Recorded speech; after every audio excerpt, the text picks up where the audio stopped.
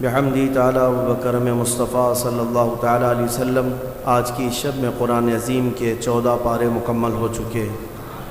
اللہ عز و جل بقیہ قرآن عظیم کو صحیح تجوید سے تلاوت کرنے اور آپ کو سماعت کرنے کی توفیق عطا فرمائے۔ میرے عزیزو، رمضان المبارک کا ایک عشرہ ختم ہو چکا اور ہم دوسرے عشرے میں آ چکے ہیں۔ مولا کریم عشرہ رحمت کے بعد ہم سب کو عشرہ مغفرت کی بھی برکتیں عطا فرمائے۔ 14ویں پارے میں آپ نے سورہ حجر کی تلاوت سماعت کی۔ اس بلیغ فصیح کتاب قرآن عظیم کی ہمیشہ حفاظت فرمائے، اور اس کی حفاظت کے طریقے آپ دیکھ رہے ہیں۔ آج دنیا میں سب سے زیادہ پڑھی جانے والی کوئی کتاب ہے تو قرآن پاک۔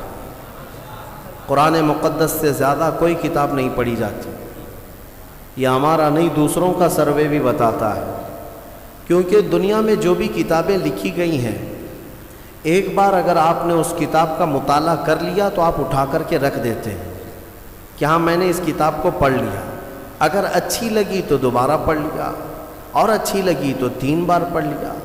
لیکن قرآن کا معاملہ ایسا نہیں کہ ایک بار مطالعہ کر کے رکھ دیا، بلکہ ہر آیت کو 100 مرتبہ بھی پڑھے تو بندہ اس میں تازگی محسوس کرتا ہے کہ اس میں ثواب ہے، اس میں ثواب ہے۔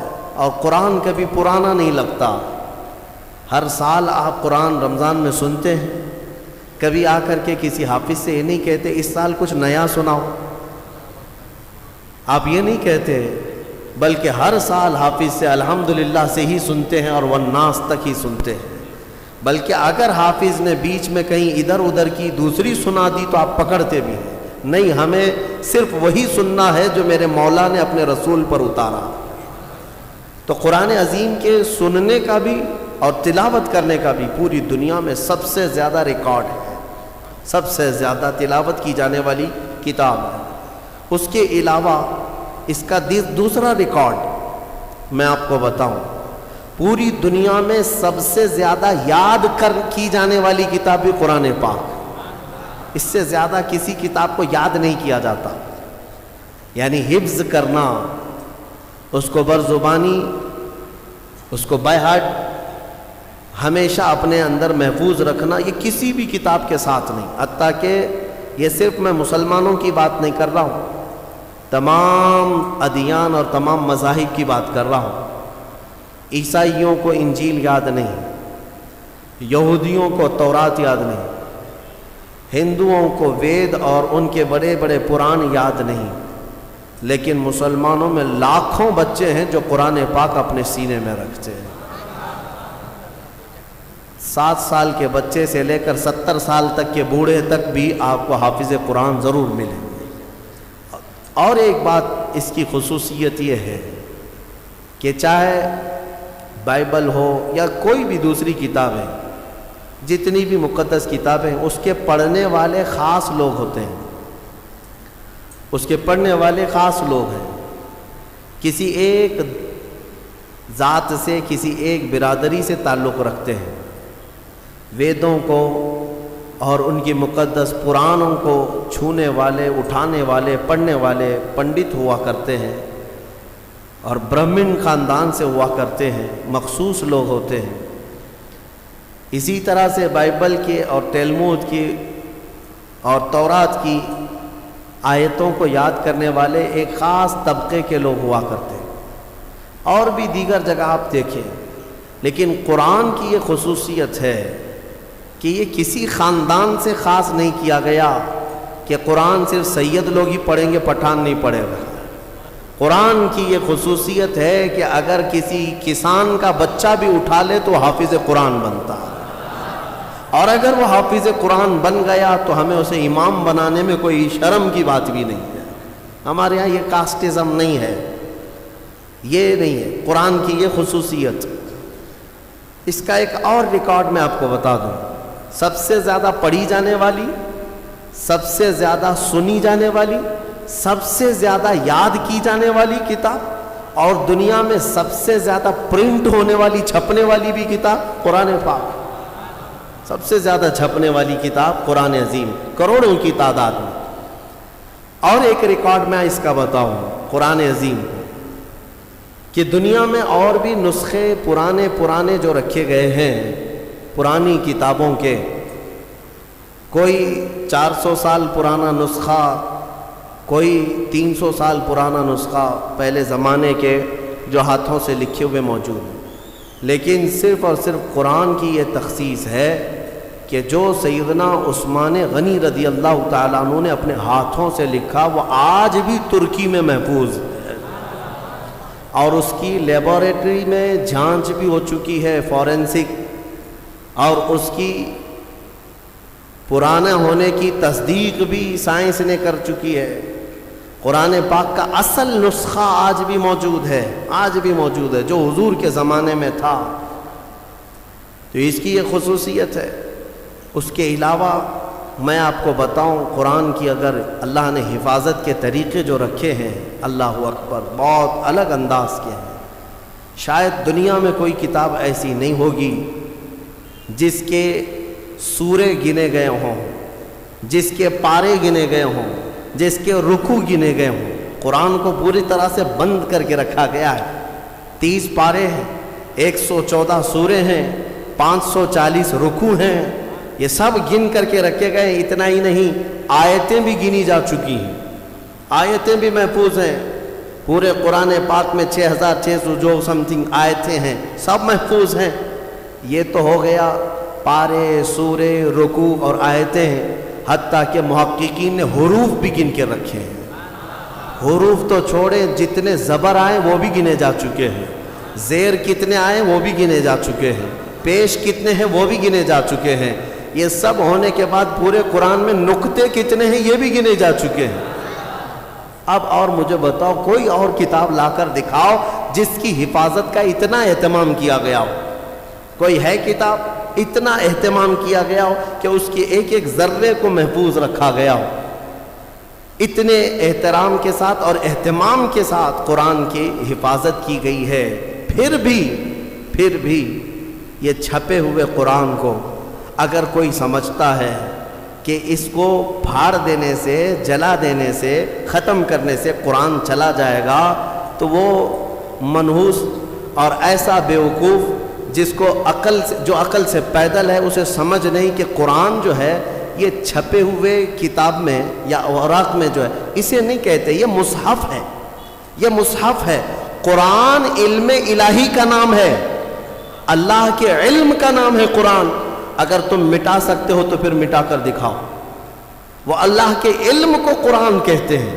اب آؤ، دنیا کی شاید ہوئی کوئی کتاب، اور اس کا ایک ریکارڈ میں بتا دوں، اور ایک ریکارڈ جس نے اتنے چیلنج کیے ہوں اور کتاب میں اپنے زمانے سے لے کر آج تک وہ چیلنج برقرار ہوں اور اس کا جواب اب تک کوئی نہیں لا سکا ہو، کوئی اور کتاب نہیں، صرف قرآن۔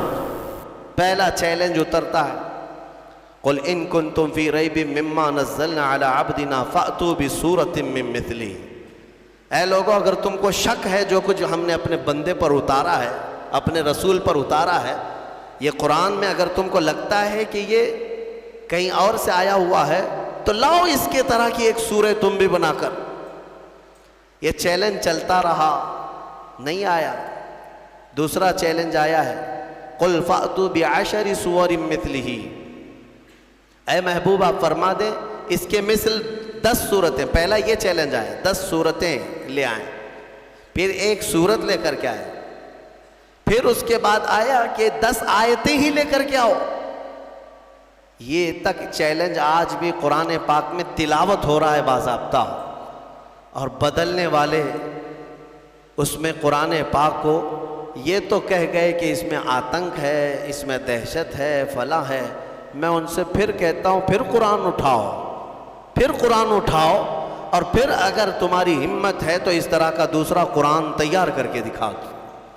صرف اور صرف عربی میں لکھ دینا یہ کمال کی بات نہیں، قرآن کو جو حساب سے جوڑ کر رکھا گیا ہے، میرے عزیزو، پوری دنیا، بلکہ یہ بھی قرآن کا ہی حکم ہے۔ اللہ فرماتا ہے لَإِنِ اجْتَمَعَتِ الْإِنسُ وَالْجِنُّ عَلَىٰ أَن يَأْتُوا بِمِثْلِ هَذَا الْقُرْآنِ، سارے انسان اور سارے جنات جمع ہو جائیں اور سب مل کر کے ایک دوسرے کی مدد کریں، الا ان یاتوا بمثل ھذا القرآن، ایک اس کی طرح قرآن لا سکیں، اللہ فرما رہا ہے سب مل کر کے کوشش کر لیں، لا یاتون بمثلہ، یہ ہرگز اس کے برابر اس کے مثل لا نہیں سکیں گے، نہیں لا سکیں، سارے انسانوں کو اللہ تعالیٰ فرما رہا ہے۔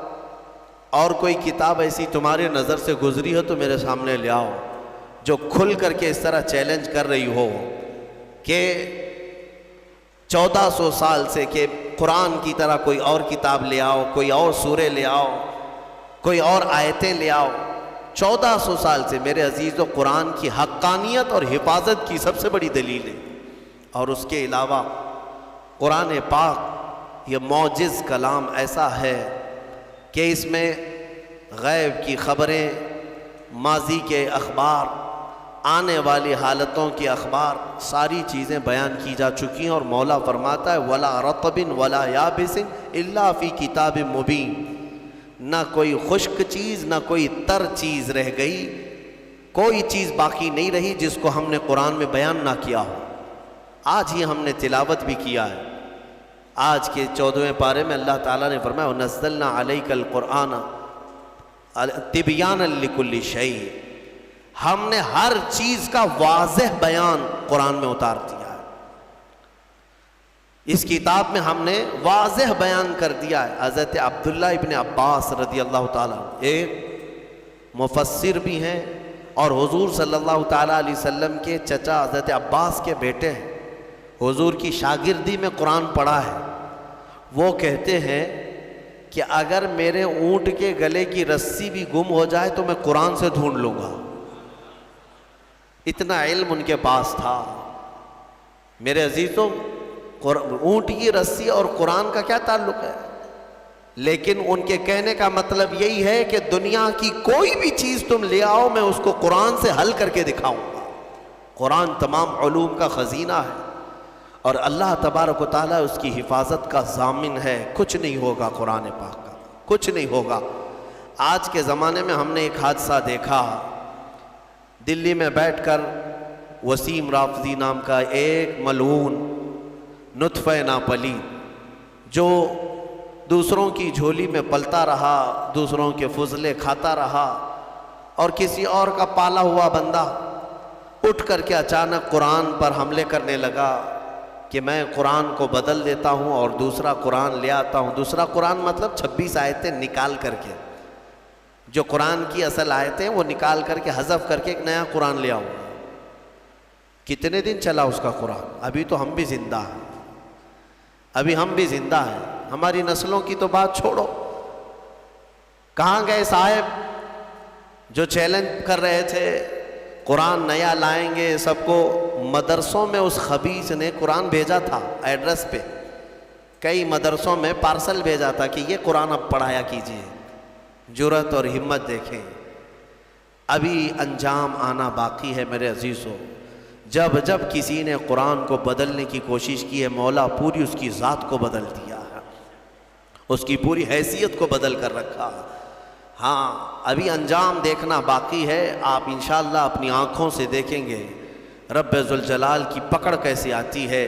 کیونکہ میرے گھر کے ساتھ چھیڑ چھاڑ کر رہے ہو الگ بات ہے، میرے کپڑے کے ساتھ چھیڑ چھاڑ کر رہے ہو الگ بات ہے، لیکن مولا نے جس کے بارے میں وعدہ کیا کہ ہم نے قرآن کو اتارا اور ہم ہی اس کی حفاظت کریں گے، اور تم اس کے علم کے ساتھ چھیڑ چھاڑ کرو، اب پھر اللہ سے جنگ کرو، پھر اللہ سے جنگ کرنے کا انجام وہ خود بھگتیں گے۔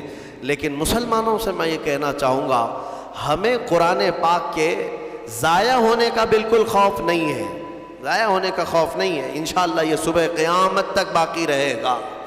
لیکن میرے عزیزوں تم پر کہیں ایسی مصیبتیں نہ آئیں کہ قرآن تم سے روٹھ جائے، قرآن تم سے دور ہو جائے۔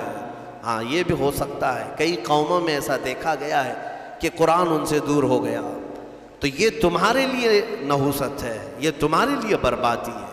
وہ زمانے میں معزز تھے مسلمان ہو کر، وہ زمانے میں معزز تھے مسلمان ہو کر، اور آج ہم خوار ہوئے تاریک قرآن ہو کر۔ قرآن کو چھوڑ کر کے ہی ہم آج خوار ہیں، ذلیل ہیں۔ قرآن ایک محکم کتاب۔ آج میں آپ کو بتاؤں ایک فخر کی بات، آپ مسلمان ہیں، آپ اگر کسی کے ہاں بحث میں آ گئے، کوئی اگر آپ کو پکڑ کر کہنے لگے تیرے دین کی حقانیت کی کیا دلیل ہے، تیرا دین حق ہے، مذہب اسلام سچا ہے، کیا دلیل ہے؟ اللہ ایک ہے، تم بولو یہ تمہارا عقیدہ ہے، تیرا فیتھ ہے۔ محمد صلی اللہ علیہ وسلم دنیا کے سب سے اعلیٰ اور اشرف انسان ہے، سامنے والے کہے گا یہ تیرا عقیدہ ہے، تیرا فیتھ ہے۔ کرنٹ فی زمانہ مجھے کوئی ایسی دلیل دے دے جس کو میں سمجھ سکوں کہ تیرا دین سچا ہے۔ میرے عزیزوں، سچ بتاؤں تمہارے سامنے پیش کرنے کے لیے بڑے بڑے واقعات، بڑی بڑی کہانیاں، بڑی بڑی روایتیں، یہ سب نہیں، بلکہ صرف اور صرف تم قرآن پیش کر کے چیلنج کر سکتے ہو میرے دین کی حقانیت کی سب سے بڑی دلیل یہ ہے جو آج تک محفوظ ہے۔ اگر اس میں کوئی شک ہے تو تم اس کا بدل لا کر دکھا دو، یا اگر تم سچے ہو تو تم اپنے دین کی اس طرح مقدس محفوظ کتاب لا کر دکھا دو۔ یہ میرا چیلنج ہے۔ اس طرح کی محفوظ کتاب دنیا میں آج تک نہیں ہے اور نہ ہو سکے گی۔ کوئی بھی کتاب لاؤ، میں اس کے کئی نسخے ضرور دکھا دوں گا، کئی نسخے دکھا دوں گا۔ جتنے بھی ادیان، جتنے بھی دین دنیا میں پائے جاتے ہیں ان کے مقدس کتابیں ہیں، ہم یہ نہیں کہتے۔ عیسائی بائبل پڑھتے ہیں لیکن بائبل کی کئی قسمیں ہیں، کئی قسمیں۔ یونان والوں کی بائبل الگ ہے، امریکہ والوں کی بائبل الگ ہے، انگلینڈ والوں کی الگ ہے، حذف و اضافے کے ساتھ آیتیں بدلی ہوئی ہیں، واقعات میں ہیر پھیر ہے۔ اسی طرح دیگر مقدس کتابوں کا بھی حال ہے۔ میں کوئی بھی کتاب لاؤ اس کے 4-5 نسخے ضرور پیش کروں گا، اور پھر میرا یہ چیلنج ہے تم قرآن امریکہ میں اٹھاؤ یا ہندوستان میں اٹھاؤ، افریقہ میں اٹھاؤ یا عرب میں اٹھاؤ، ہر جگہ تمہیں قرآن وہی ملے گا جو الحمدللہ سے شروع ہوتا ہے اور والناس پہ ختم ہوتا ہے۔ الحمدللہ، یہ قرآن کی حقانیت کہ اس کے اچھا آپ کیا سمجھتے ہیں اس کے دشمن نہیں رہے، اس کو ختم کرنے کی کوششیں نہیں ہوئی؟ بہت کچھ کر چکے، لیکن کیا کر سکتے ہیں؟ آسمان کو کب کون نیچے لا سکتا؟ آسمان کو نیچے کچھ دشمن ہوتے ہیں۔ سنا ہے کہ کتا چاند کا دشمن ہوتا ہے، ہاں ہم نے سنا ہے، پتہ نہیں کیوں دشمنی کرتا ہے، کیونکہ 14ویں رات کو چاند کو دیکھ کر وہ بھونکنے لگ جاتا ہے، چاند کی طرف دیکھ کر کے بھونکتا ہے، اور شاید سوچتا بھی ہوگا کسی طرح اس کو نیچے گرا دوں بھونک بھونک کر کے، لیکن اس کے بس میں نہیں ہے، اس کی طاقت میں نہیں ہے۔ اس طرح بہت سارے آج کتے بھونکتے ہیں اسلام کی اس چکا چوند روشنی کو دیکھ کر، لیکن ان کے بس میں نہیں ہے اس کو زمین پر لا سکیں، قرآن کو زیر کر سکیں یا اسلام کو ختم کر سکیں۔ ہاں بس اتنا ہے کہ اپنے گوفے میں بیٹھ کر تھوڑی دیر بھونکتے رہیں اور گلا خراب ہو جائے تو خاموش ہو جائے، بس اتنا ہو سکتا۔ اللہ تبارک و تعالیٰ کا کروڑا کروڑ احسان ہے کہ اس نے ہمیں دین حق کی ہدایت عطا فرمائی ہے، اور قرآن پاک جیسی محکم اور محفوظ کتاب اللہ نے ہمیں عطا فرمائی ہے۔ میرے عزیزو، اس کی حقانیت کی ایک اور دلیل میں تمہیں بتاؤں، اس کی حقانیت کی ایک اور دلیل، بلکہ بے شمار دلیلیں ہیں۔ ایک بات میں آپ کو بتا دوں، ہمارا یہ مزاج نہیں کہ قرآن کو ہم سائنس سے پروف کریں، ضروری نہیں ہم کو۔ ہم قرآن کو پروف کرنے کے لیے سائنس، فزکس، کیمسٹری، جغرافی، میتھس، ان سب کے سہارے لینا یہ ہمارا مزاج نہیں، لیکن اگر کوئی اس بات کا تقاضا کرے کہ کیا قرآن میں میتھس بھی ہے، کیا قرآن میں سائنس کی تھیوریز بھی ہیں، تب پھر ہم اس کو دلیل کے طور پر کچھ چیزیں پیش کرتے ہیں، ورنہ قرآن کی حقانیت کو ثابت کرنے کے لیے ہم یہ سب چیزوں کے محتاج نہیں ہیں۔ میں آپ کو بتاتا ہوں قرآن پاک کی وہ حقانیت۔ اچھا، یہ سب سے بڑی دلیل یہ ہے، اگر کوئی کہتا ہے کہ یہ محمد صلی اللہ تعالیٰ علیہ وسلم نے اپنی طرف سے لکھ دیا، اپنی طرف سے جمع کر دیا، تو بھی میرے عزیزوں عرب والے یہ بات کہہ سکتے تھے جو ان کے زمانے میں موجود تھے، کسی نے نہیں کہا۔ جو ان کے جانی دشمن تھے وہ بھی نہیں کہہ سکے، کیونکہ سبوں نے دیکھا کہ اللہ نے انتظام ہی ایسا کیا کہ پوری زندگی میرے آقا صلی اللہ تعالیٰ علیہ وسلم کسی کے ہاں درس لینے کے لیے گئے ہی نہیں۔ ہمارے نبی کی خصوصیت کیا ہے؟ امی۔ ہم پڑھتے ہیں نا حضور کے نام پر درود، صلی اللہ علی النبی الامی۔ امی کسے کہتے ہیں؟ امی کا مطلب ہے جو کسی سے نہ پڑھا ہو، جو کسی سے نہ پڑھا ہو۔ سنبھل کر کے ترجمہ کرنا، کچھ بدبخت یہاں پر حضور کو بغیر پڑھا لکھا کہتے ہیں، وہ بغیر پڑھے لکھے تھے، نعوذ باللہ۔ یہ جاہل کیا سمجھے جو پوری کائنات کا معلم بن کر کے آیا ہو، جس کے بارے میں قرآن کہتا ہے الرحمن علم القرآن، وہ رحمان ہے جس نے قرآن تمہیں سکھایا ہے، تم اس کو بے پڑھا لکھا کہتے ہو۔ امی کا مطلب بے پڑھا لکھا نہیں، جس نے ایسا کہا وہ دنیا کا سب سے بڑا جاہل ہے، سب سے بڑا جاہل۔ دیکھیں دونوں میں فرق میں آپ کو بتاتا ہوں۔ ایک بغیر بے پڑھا لکھا جس کو ان پڑھ کہتے ہیں، ایک ہے جو سب جانتا ہے لیکن کسی سے پڑھا نہیں ہے۔ دونوں میں فرق ہے کہ نہیں ہے؟ ہاں، جس کے دل میں کوڑ ہے، جس کے دل میں بغض اور عداوت ہے، وہ امی کا ترجمہ ان پڑھ کرتا ہے۔ ان پڑھ کے ذریعے سے معاذ اللہ رب العالمین، جس نے ایسا کہا حضور پاک صلی اللہ تعالیٰ علیہ وسلم کی شان میں اس نے تنقیص کیا، حضور کی توہین کیا، میرے آقا صلی اللہ تعالیٰ علیہ وسلم کی اس نے گستاخی کیا۔ اور ہم نے یہاں پر سنا بھی تھا، ہماری شہر میں کوئی ایسا ماڈرن آدمی آیا جو یہ کہنے لگا کہ حضور کو لکھنا نہیں آتا تھا۔ ظالم، تو نے لکھنا کہاں سے سیکھا؟ جس رسول نے مدینے کے اندر صرف 10 سال کے اندر 80,000 لوگوں کو قلم پکڑنا سکھایا، تم ظالم اس کو کہتے ہو رسول پاک صلی اللہ علیہ وسلم کو لکھنا نہیں آتا تھا؟ نعوذ باللہ من ذالک۔ اگر حضور صلی اللہ تعالیٰ علیہ وسلم کو لکھنا نہیں آتا تھا تو پھر یہ قرآن لکھوایا کس نے ہے؟ قرآن لکھوایا کس نے ہے؟ کاتبان وحی ضرور ہیں، لکھنے والے صحابہ تھے، قرآن لکھنے والے صحابہ تھے، لیکن کیا حضور پڑھ دیتے تھے وہ گھر جا کر لکھتے تھے؟ حضرت امیر معاویہ فرماتے ہیں حضور کی صحبت میں وہ بیٹھتے تھے، قرآن کی آیتیں جب اترتی حضور فرماتے لکھو، اب جب وہ لکھتے تو حضور بتاتے یہ اس طرح سے لکھو، یہ اس طرح سے لکھو۔ آیتوں کو کہاں سے کیسے لکھا جائے میرے آقا خود تعلیم فرماتے۔ یہ اور بات ہے کہ رسول کریم صلی اللہ تعالیٰ علیہ وسلم نے خود قلم نہیں اٹھایا، لیکن ہزاروں کو قلم پکڑنا خود سکھایا ہے میرے آقا، اور جو یہ کہتا ہے وہ ہمارے دل کو ٹھیس پہنچاتا ہے۔ اے سنی مسلمانوں، نبی پاک صلی اللہ تعالیٰ علیہ وسلم کو لکھنا نہیں آتا تھا، نعوذ باللہ من ذالک۔ قرآن جن کے بارے میں کہہ رہا ہے وَعَلَّمَكَ مَا لَمْ تَكُنْ تَعْلَمْ، اے رسول ہم نے آپ کو وہ سب سکھا دیا جو آپ نہیں جانتے تھے۔ اگر حضور لکھنا نہیں جانتے تھے تو اس آیت کے مطابق رب نے انہیں سکھایا کہ نہیں سکھایا؟ اللہ فرما رہے ہم نے وہ سب سکھا دیا۔ سب میں کیا کیا آیا؟ سب میں کیا کیا آیا؟ سب میں میرا اور تمہارا نام بھی آ گیا۔ ہاں، میرے رسول کو اللہ نے وہ بھی سکھا دیا کہ اتنے زمانے کے بعد یہ لوگ آئیں گے، فلاں آئیں گے۔ حضور کو اللہ نے سارے علوم سکھائے، اس میں لکھنا بھی ہے، پڑھنا بھی ہے، بولنا بھی ہے، سننا بھی ہے، ساری چیزیں آ گئی۔ علمک ما لم تکن تعلم۔ اسی لیے الحمدللہ ہم اہل سنت و جماعت کا موقف یہ ہے کہ میرے رسول عالم ما کان و ما یکون ہیں، جو کچھ ہوا وہ بھی جانتے تھے اور جو کچھ ہونے والا ہے وہ بھی جانتے تھے۔ بات میں جو کہہ رہا تھا وہ توجہ سے سنیں۔ امی کسے کہتے ہیں؟ پھر سے تنبیہ کے ساتھ میں کہہ رہا ہوں، امی کا مطلب ان پڑھ نہیں، ان پڑھ نہیں، بلکہ جو کسی سے پڑھا ہوا نہ ہو، اس کا کوئی استاد نہ ہو۔ میرے رسول کی شان ہے وہ امی ہیں، اگر ان کو کسی نے پڑھایا ہے تو سیدھے ان کے پروردگار نے پڑھایا۔ ہاں بس اللہ تبارک و تعالیٰ ان کا استاد ہے، جبرائیل بھی نہیں۔ بعض لوگ یہ کہتے ہیں کہ جبرائیل آ کر دکھا، جبرائیل علیہ السلام کا کام صرف پہنچانے کا ہے، پڑھانے کا نہیں۔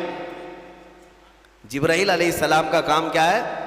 پہنچانے کا۔ اسی لیے ہمارے ایک مفسر نے لکھا ہے پہلی آیت جو قرآن کی اتری وہ کیا تھی پتہ ہے نا مسلمانوں؟ اقرا بسم ربک الذی خلق، غار حرا میں اتری۔ میں توجہ چاہتا ہوں، جب جبرائیل آئے غار حرا میں تو جبرائیل یہ کہہ رہے تھے اقرا، پڑھو. کیا کہہ رہے تھے؟ پڑھو. اور حضور فرما رہے تھے ما انا بقاری، میں نہیں پڑھنے والا.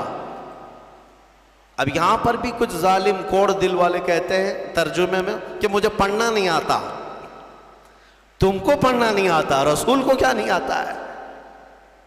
حضور یہ فرما رہے تھے کہ میں نہیں پڑھنے والا، میں پڑھوں گا نہیں.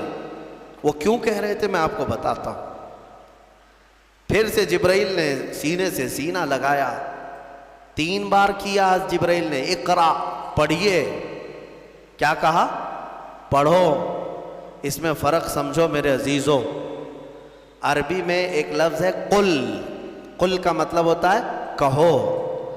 بچے کو ہم قریب لائیں جو بالکل ابتدائی والا ہو تو اس سے کہتے ہیں کہ بیٹا میں جیسا کہوں ویسا کہو، میں جیسا بولوں ویسا بولو. مطلب کیا ہے کہ ابھی اس کو کچھ آتا نہیں ہے اس لیے میں اس کو کہہ رہا ہوں بولو. یہ قل میں ہوتا ہے، قل میں. اور بعض مفسرین نے فرمایا جبرائیل جب اقرا کہہ رہے تھے کہ پڑھو، یہ اسی کو کہا جاتا ہے جو کبھی پڑھا ہوا ہو. یہ اسی سے کہا جاتا ہے جو کبھی پڑھا ہوا ہو. اقرا، پڑھو. اور قرآن کی کتنی آیتیں میں تم کو بتاؤں. اللہ تعالیٰ فرما رہا ہے وَإِذْ قَالَ رَبُّكَ لِلْمَلَائِكَةِ إِنِّي جَاعِلٌ فِي الْأَرْضِ خَلِيفَةً. پہلے والے پارے میں نے اس کی تفسیر بھی کیا ہے. وَإِذْ کا مطلب کیا ہے؟ ترجمہ اٹھا کر کے دیکھ لینا. وَإِذْ، اور یاد کرو جب رب نے فرشتوں سے کہا کہ آدم کو میں اپنا خلیفہ بنانے والا ہوں. اللہ تعالیٰ فرشتوں سے فرما رہا ہے کہ میں ایک انسان بناؤں گا آدم اور اس کو خلیفہ بنا کر زمین میں بھیجوں گا. لیکن اس سے پہلے آیت کہاں سے شروع ہو رہی ہے؟ وَإِذْ کا مطلب یاد کرو. اور یاد کرو اے محمد جب رب تمہارا کہہ رہا تھا فرشتوں سے کہ میں زمین میں اپنا خلیفہ بناؤں گا. حضور کو کیوں کہا جا رہا ہے؟ حضور کو یہ کیوں کہا جا رہا ہے؟ اور یاد کرو مطلب یہ ہے کہ اے محبوب کیا آپ بھی تو تھے اس وقت نورانی حالت میں، نور کی کیفیت میں آپ بھی تھے. وہ یاد کریں آپ جب رب فرما رہا تھا. تو جو رسول آدم کے پیدا ہونے سے پہلے سے حالات دیکھ رہے ہوں اس کے بارے میں تم کہتے ہو بغیر پڑھا لکھا ہے.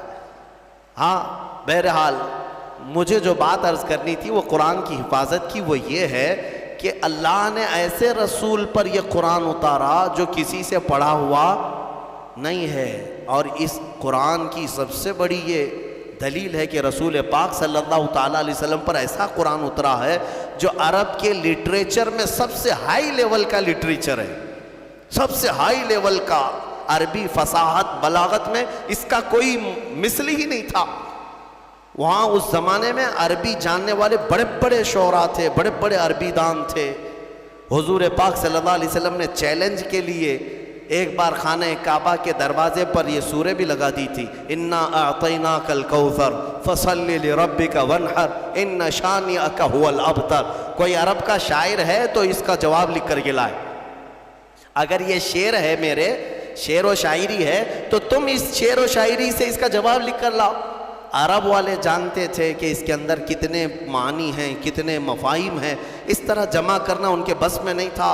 ایک بہت بڑے شاعر کو لے آئے، بہت بڑا پڑھا لکھا ان کا فی البدی اشعار میں بات کرنے والا.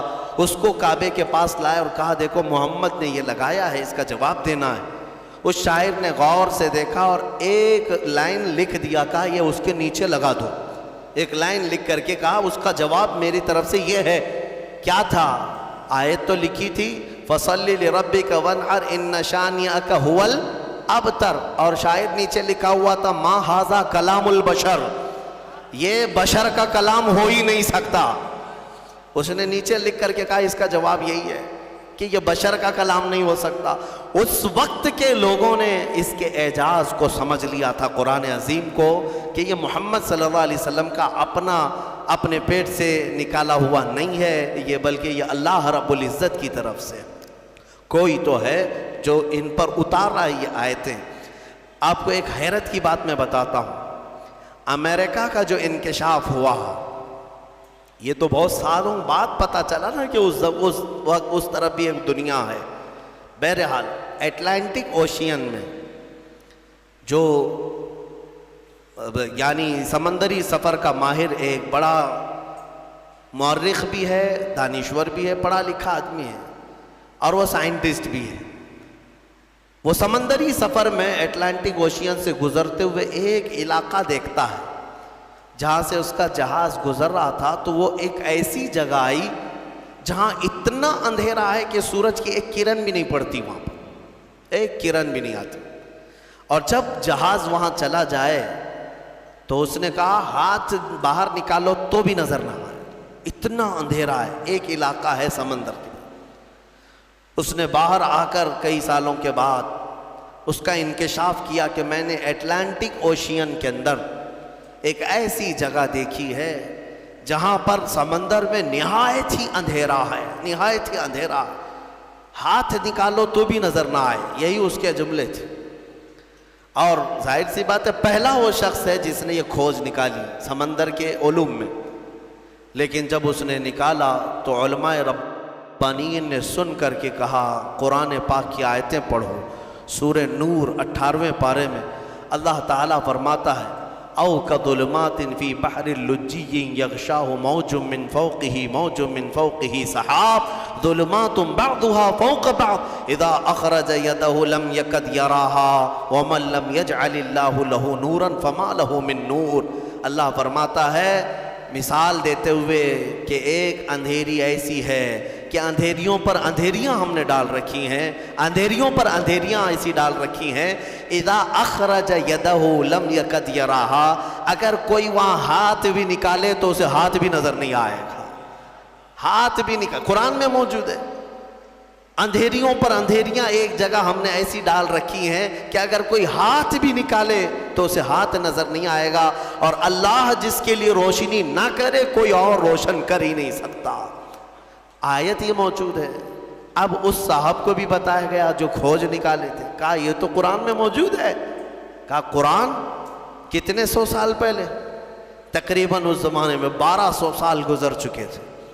1200 سال پہلے یہ قرآن کی آیت میں، تو ہو سکتا ہے یہ قرآن جو محمد صلی اللہ علیہ وسلم نے جمع کیا ہے وہ بہت ہی ماہر تیراک ہوں گے، بہت ہی ماہر سمندر کے علم والے ہوں گے، علم الابحار انہیں بہت اچھی طرح سے معلوم ہوگا، یعنی سمندروں کے علوم ان کو بہت معلوم ہو۔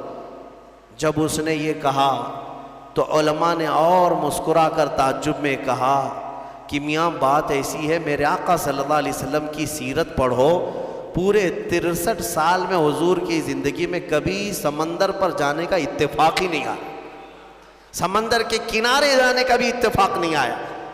تو وہ اش کرنے لگا، جو بندہ پوری زندگی میں کبھی سمندر نہیں گیا ہو اور وہ اٹلانٹک اوشین میں موجود اگر اندھیریوں کی خبر دے رہا ہے تو یہ محمد کا اپنا کلام نہیں ہے، ضرور اس کو اسی نے اتارا ہے جس نے وہ اندھیریاں پیدا کی ہیں۔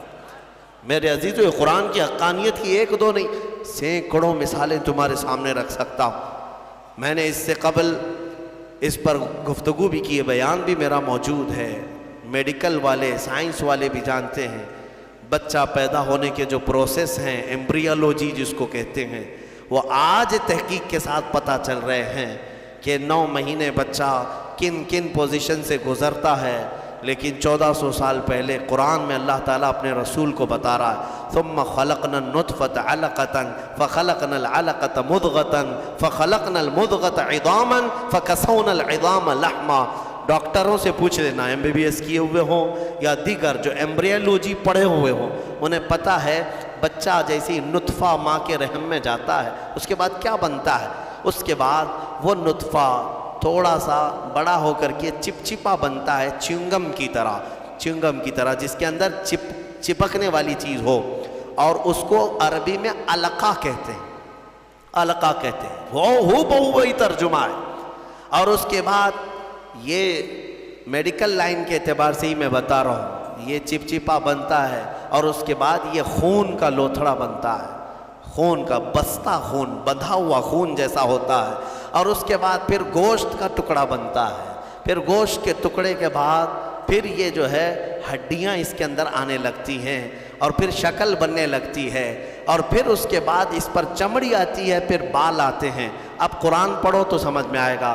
مولا فرماتا ہے خلقنا نطفۃ علقۃ، ہم نے نطفے کو علقہ بنایا، چپچپا بنایا، فخلقنا العلقۃ مضغۃ، اور پھر ہم نے علقے کو بستہ خون بنایا، فخلقنا المضغۃ عظاما، پھر یہ بندھے ہوئے خون اور بستہ گوشت کو ہم نے ہڈیاں دی، فکسونا العظام لحما، پھر ہم نے ہڈیوں پر چمڑیاں ڈالی، ثم انشأناہ خلقا آخر، پھر ہم نے مکمل کر کے اسے ایک نئی تخلیق میں پیدا کیا۔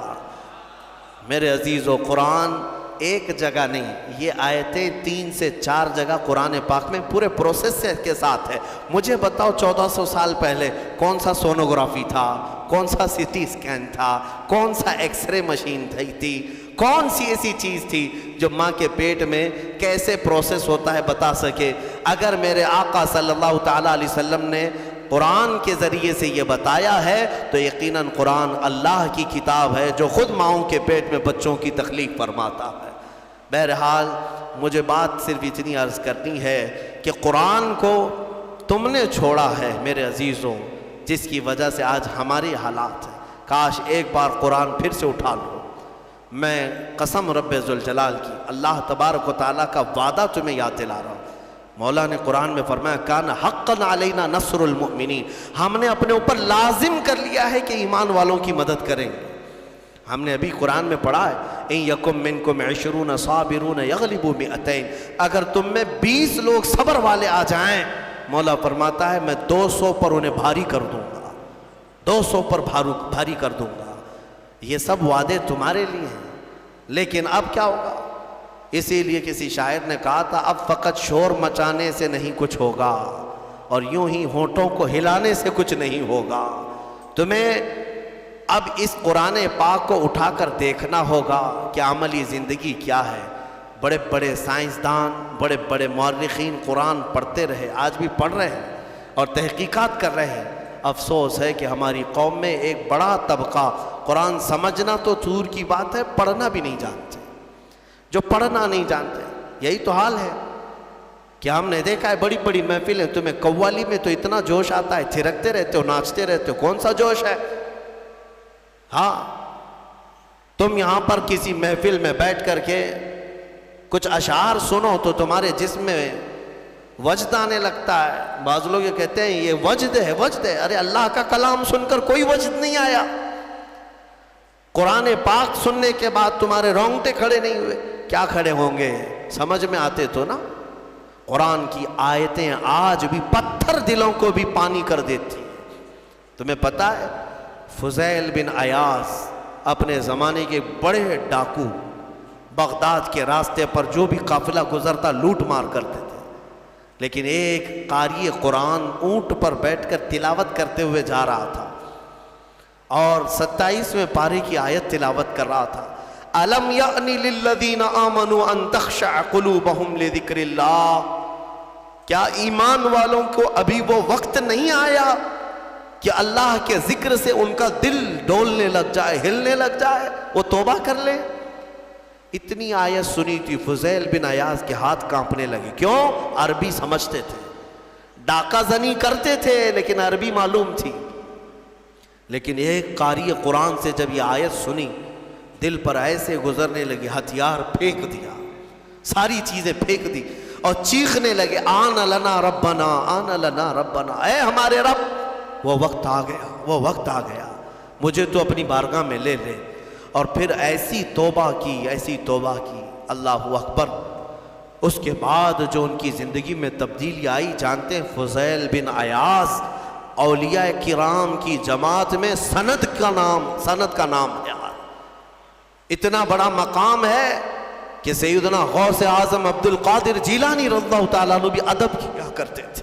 فضیل بن عیاض کا نام آئے، وہ کس سے ان کی زندگی بدلی؟ قرآن کی آیت نے بدل دیا۔ آج بھی قرآن پاک سمجھ جاؤ تو تمہاری آنکھیں بہنے لگ جائیں۔ یہاں تو تراویح کی 4 رکعت جسے بھاری لگتی ہو وہ قرآن کیا سمجھے گا؟ ہاں، لوگوں کو ایسا ہی لگتا ہے کہ بالکل شتابدی ایکسپریس والی جہاں تراویح ہوتی ہے وہاں پڑھنا چاہیے، 15 منٹ میں پورا ہو جائے۔ کچھ بھی پڑھتا رہے، عربی پڑھے کہ چائنیز پڑھے کہ جرمنی پڑھے، ہاں بس یہ ہے کہ تڑ تڑ تڑ جلدی سے نکالتے۔ مسلمانوں، کیا یہ بوجھ ہے تراویح جس کو تم اپنے کندھوں سے ہٹا کر بھاگنا چاہتے ہو؟ مزاج تو یہ بناؤ کہ قرآن ہمیں ویسا سنایا جائے جیسے رسول پاک کے زمانے میں سنایا جاتا۔ قرآن سنیں تو ہمیں رسول پاک کا مدینہ یاد آ جائے۔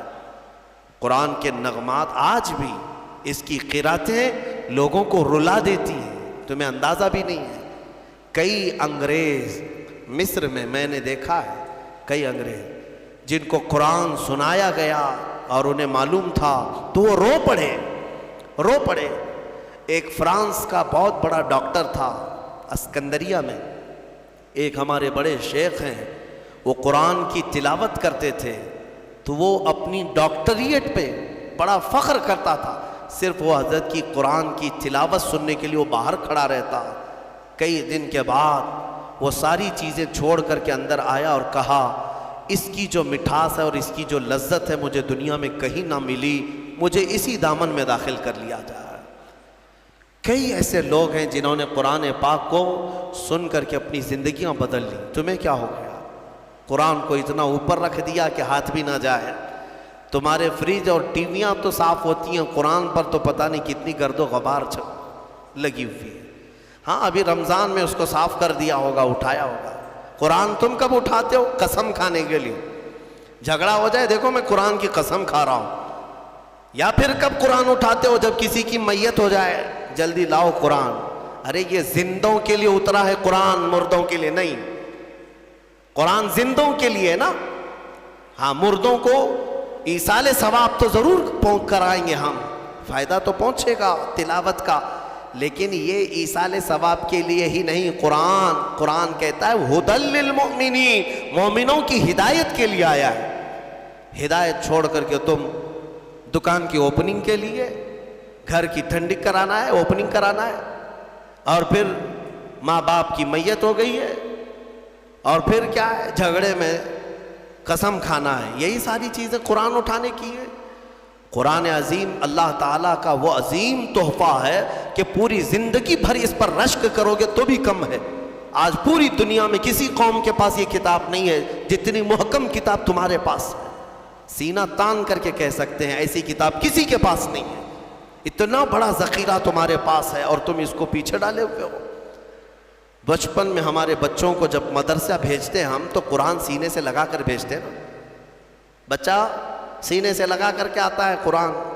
لیکن چند ہی دنوں کے بعد جب ہم بڑے ہونے کے بعد دیکھتے ہیں اسکول جانے کے وقت بچہ تو سارا بستہ پیٹھ پر رکھا رہتا ہے، ہوتا یہی ہے نا، بستے میں ساری بکس کتابیں پیٹھ پر رکھا رہتا ہے، لیکن مدرسہ جب آتا ہے تو قرآن سینے سے لگا کر آتا ہے۔ شاید بڑوں نے، ہمارے بزرگوں نے یہ رواج رکھا ہوگا کہ بیٹا قرآن ہمیشہ سامنے ہونا چاہیے، قرآن ہمیشہ مقدم رہے، بعد میں سب۔ لیکن بڑے ہونے کے بعد یہ سامنے والی چیز پیچھے ڈال دیتا ہے، پیچھے والی چیز کو ہی اہمیت دینے لگتا ہے۔ ایک بات یاد رکھو، میں نہ کالج کا مخالف ہوں، نہ اسکول کا مخالف ہوں، نہ یونیورسٹی کا مخالف ہوں۔ ہاں کوئی بھی کالج کا، یونیورسٹی کا، کہیں کا اسٹوڈنٹ ہو میرے ساتھ بیٹھے، میں اس کے ساتھ انشاءاللہ ڈسکس ضرور کروں گا ہر ٹاپک پر، لیکن یہ برکت ہے صرف قرآن کی۔ الحمدللہ ہم نے قرآن پڑھا ہے تو قرآن کی برکت سے اللہ نے ہمیں سائنس کی بھی سمجھ عطا کی ہے، ہمیں میتھس بھی آتا ہے، ہمیں جیومیٹری بھی آتی ہے، ہمیں فزکس بھی آتا ہے تھوڑا بہت۔ میں یہ فخر کے لیے نہیں کہہ رہا، نہ ہی یہ غرور کے لیے کہہ رہا ہوں، بلکہ جو کچھ بھی اللہ نے ہمیں شدھ بدھ دی ہے وہ قرآن کی برکت سے عطا کیا ہے۔ اور اعلیٰ حضرت فاضل بریلوی رضی اللہ تعالیٰ عنہ خود فرماتے ہیں ایسی ایسی کتابیں انہوں نے لکھ رکھی ہیں کہ آج کی بڑی بڑی یونیورسٹیوں کے پروفیسر حل نہیں کر پا رہے ہیں، ان کے میتھس کے بڑے بڑے ٹف فنڈے نہیں حل کر پا رہے ہیں۔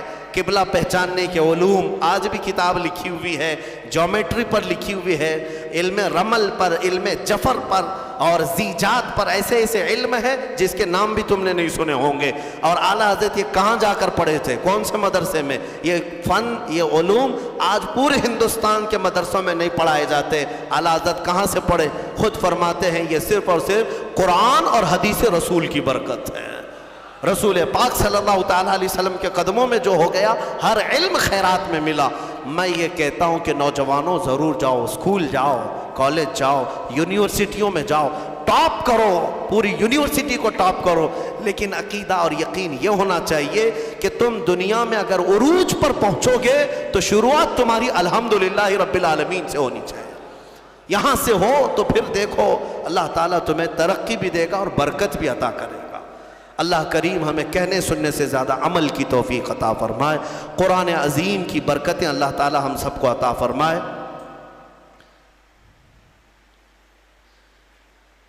ایک سوال ہے، یہ ہر نماز کے بعد یہاں پر جو تسبیح پڑھی جاتی ہے سبحان اللہ و بحمدہ سبحان اللہ العظیم و بحمدہ استغفر اللہ، یہ بخاری شریف کی حدیث ہے، بخاری شریف کی حدیث ہے، صحیح کتاب۔ حضور پاک صلی اللہ تعالیٰ علیہ وسلم نے فرمایا جس نے دن میں یہ 100 مرتبہ پڑھ لیا، دن بھر جو کچھ بھی کیا گیا تھا سب اللہ معاف فرمائے گا۔ تو رواج یہ دیا جاتا ہے کہ 5 وقت کی نمازوں میں اگر تم سے 50 یا 55 مرتبہ ہو جائے، 11 مرتبہ پڑھتے ہیں، باقی کا بچا ہوا اپنے رات میں سونے کے وقت پڑھ لو تاکہ دن بھر کی خطائیں معاف ہو جائیں۔